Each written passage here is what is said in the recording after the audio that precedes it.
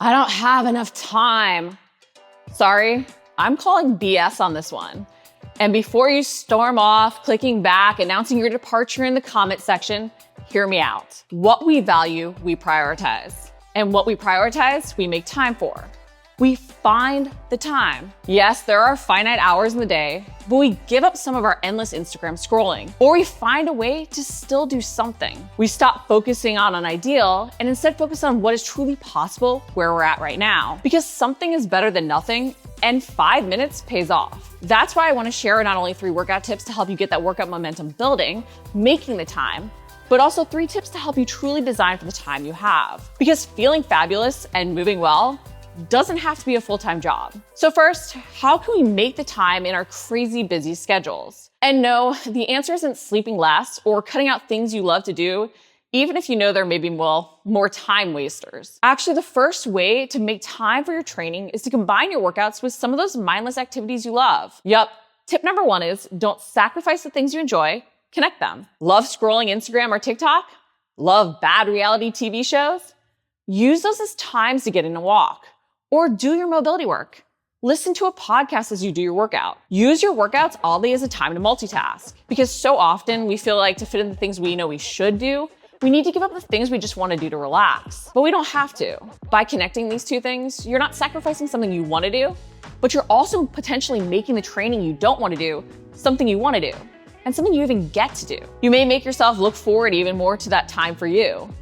And the more you value that time, the more you'll prioritize the habit. Tip number 2, use stolen moments, take movement snack breaks. Sure, maybe a 30, 40, or even hour-long session is ideal, but if that's not possible and is mentally stopping you from starting anything, realize you don't need it. Use the moments you have. 5 minutes in between meetings, do a couple of stretches and a loop around your office. Need to get up to get more water? Do 10 bodyweight squats. Yes, we want progression to our workouts and a clear plan in place as much as possible for the fastest results, but even small actions beat a perfect plan. Because so often we use not being able to do the ideal as an excuse to do nothing. And no action means no progress. Not to mention, action creates more momentum and more action. When you feel positive and good about the habits you're doing, you want to do more of them. And even 5 minutes throughout the day can add up fast. Consider even accounting for the stolen moments to have a plan for different lengths so you can create some clear guidelines to help yourself build. Start even setting an alarm or calendar event to get you in the habit of doing 5 minutes. Because 5 minutes becomes 15 minutes, becomes 30 minutes.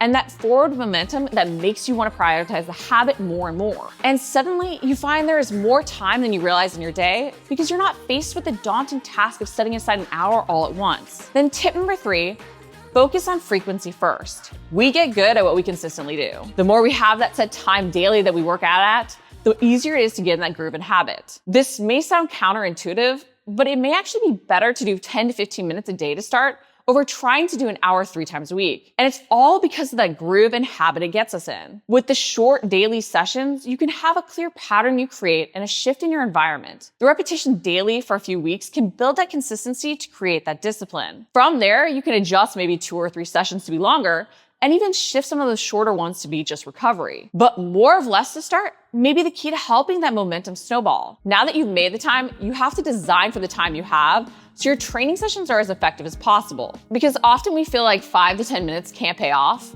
but it can if used strategically. Here are 3 tips to maximize those minutes.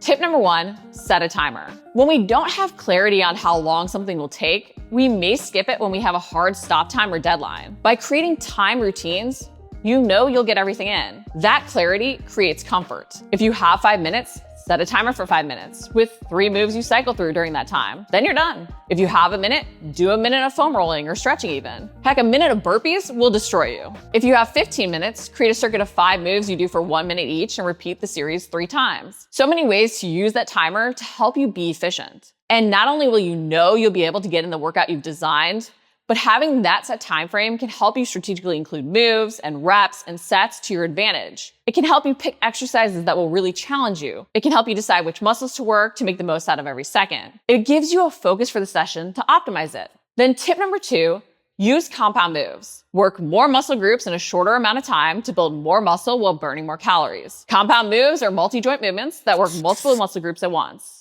These are more efficient than isolation exercises that work only a single muscle group at a time, making them better to help you work your entire body when time is an issue. You can also move heavier loads with compound moves, which can help you build strength and muscle more efficiently. When designing your workouts, focus on exercises like squats, deadlifts, lunges, push-ups, pull-ups, bench press, rows, over things like bicep curls or leg extensions. And then cycle the areas worked over your workouts to avoid having to rest, so you can get the most work done in the shortest amount of time. While rest is key to us being able to work at a higher intensity in our training, we can use active rest to our advantage when we're short on time. To allow one muscle to rest as another works, make your workouts more full body and alternate moves for different muscle groups. In your circuit, think squat, push-up, and row as your 3 moves over squat, lunge, and step up. The second never gives your legs a chance to rest, so you'll see your intensity dip as you even have to modify or lighten loads, whereas your legs get to rest in the first during push-ups and rows. And tip number 3, don't work to failure. While it's tempting to try to max out the reps on a move each round,